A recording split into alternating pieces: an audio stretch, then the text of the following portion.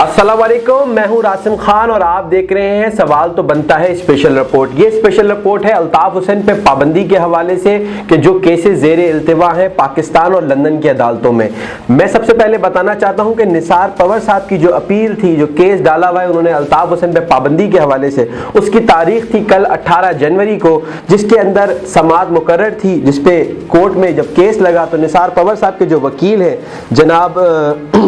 खालिद मुमताज़ साहब, वो तबीयत की नासाजी की वजह से पेश नहीं हुए और उनके जूनियर वकील अदालत में पेश हुए और उन्होंने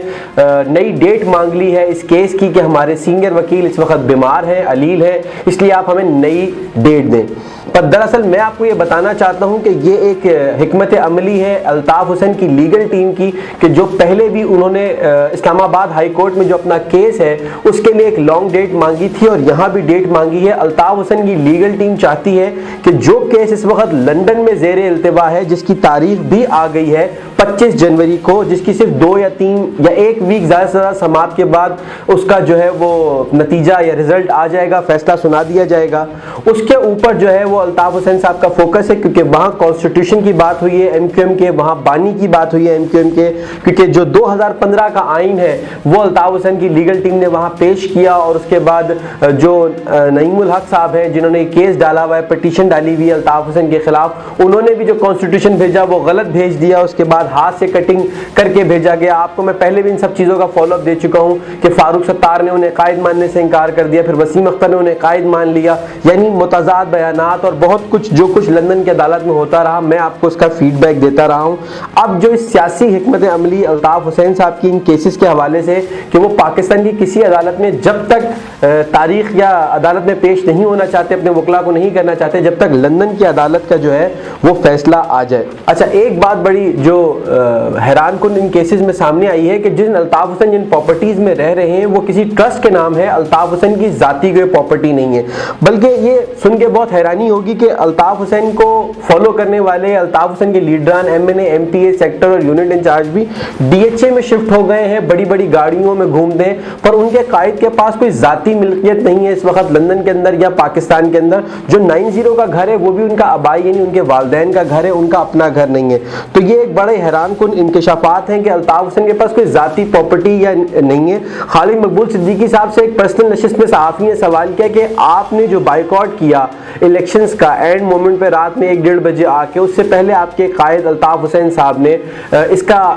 बाइकआउट कर रखा था और कराची शहर में बेइंतहा मुहिम भी चलाई गई, बैनर्स भी लगाए गए, और आपका बाइकआउट और उनके बाइकआउट में फ़र्क क्या है? उन्होंने कहा कि जी हमने असूली बात पे बाइकआउट किया, हक के लिए बाइकआउट किया है, जबकि हकीकी यानी MQM महाजिर कौमी मूवमेंट ने उनकी इन सब बातों के ऊपर एतराज़ात करते हुए इल्ज़ामात लगाए कि इन्होंने पैसे लेके इलेक्शंस का बाइकआउट किया है पीपल्स पार्टी के साथ और बहुत सारी सियासी गेनिंग की है। सियासी गेनिंग में इनको क्या क्या ऑफर हुई है वो भी मैं आपको इस वीडियो के आखिर में बताता जाऊँगा। पर खालिद मकबूल सिद्दीकी के जवाब पे सहाफ़ी ने उनसे क्रॉस क्वेश्चन करते हुए पूछा कि आप जिस तरीके से बात कर रहे हैं कि आपके बाइकआउट असूल की बुनियाद पे या अल्ताफ हुसैन साहब जो है वो अपने नाम या अपनी सियासी बिसात के लिए बाइकआउट कर रहे हैं, तो उनका क्या फायदा है इस बाइकआउट से, उनको क्या सियासी माइलेज मिल जाएगा कि जबकि उनकी 35-40 साल की सियासत में उन्होंने कोई भी सियासी माइलेज हासिल नहीं किया है, बल्कि आप लोगों को ही इलेक्शंस MNA MPA के तौर पर लड़ाए हैं। इस पर खालिद मकबूल सिद्दीकी इस जवाब को गोल कर गए, पर यह बात सच है कि MQM इस वक्त सियासी तौर पर एक कदम पीछे हट के बहुत कुछ गेन करना चाहती है।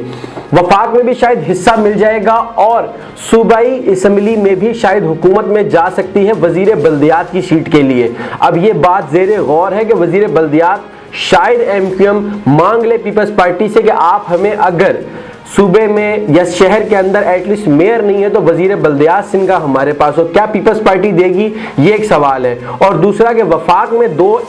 ऑलरेडी MQM के पास जो है वज़रा है, तो क्या MQM तीसरा वजीर ले सकती है? तो मैं आपको बताता चलूं कि PTI के तकरीबन 8 से 9 MNAs फारिग किए गए हैं इस्तीफों के थ्रू नेशनल असेंबली से, जिसका PDM ने बाइकआउट का ऐलान किया, यानी मैदान बिल्कुल साफ है, यानी PTI वर्सेस MQM होगा। तो MQM PDM का हिस्सा नहीं है, सिर्फ इत्तेहादी है। तो MQM अगर इलेक्शन में जाके 2 या 1 सीट्स भी निकाल लेती है तो तो एमक्यूएम शायद फिर वफाक में एक मिनिस्ट्री और मांगेगी। पर ये सब बातें अभी इलेक्शंस की डेट्स आने के बाद और एमक्यूएम की अपनी नई हिकमत अमली के बाद होगी। एमक्यूएम ने अपने जनरल वर्ग के इजलास में तकरीरें बड़ी धुआंधार की हैं, बहुत सियासी तौर पे अपने लोगों को गेन करना चाहा है। जो लोग पीएसपी और फारूक सत्तार की तरफ से आए उन्हें जिम्मेदारियां भी दे दी गई हैं और पार्टी को दोबारा यूनाइट करने के लिए कहा भी गया है कि इसे अपनी जागीर ना समझे, पार्टी सबकी है और इस पे सब अपना हक जमाएं पर किसी एक की नहीं है। तो इसका मतलब यह है कि एमक्यूएम इत्तेहाद के बाद कुछ कोशिश तो कर रही है अपने आप को सियासी तौर पर उठाने की, पर उनकी राह में सबसे बड़ी रुकावट उनके अपने बानी कायद अल्ताफ हुसैन है।